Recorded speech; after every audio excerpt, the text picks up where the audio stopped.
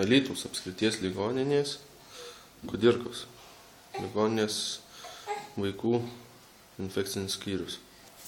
Infekcinių ligų skyrius. Palata. Iš kur gali būti infekcijos?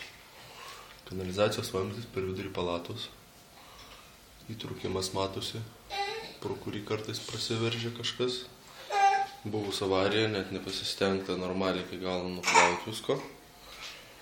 Taip, pasieniais, ką čia mes matome. Taip, tarakonų gaudykliai. Pasižiūrim atidžiau. Gaudyklėje mes matome tarakonų. Palei sienas apačioje kažkas lyg pelėsis ir kažkas tokio. Ir tai skaitosi infekcinis skyrius. Šiukšlių dulkių sankaupos. Visur. Pasižiūrėkime, kas darosi po... Va, po linoleumu laksto tarakonai. Jie bal viskas. Dingstam iš šito skyriaus. Tarakonų pilna? Vsio, vykstam iš skyriaus.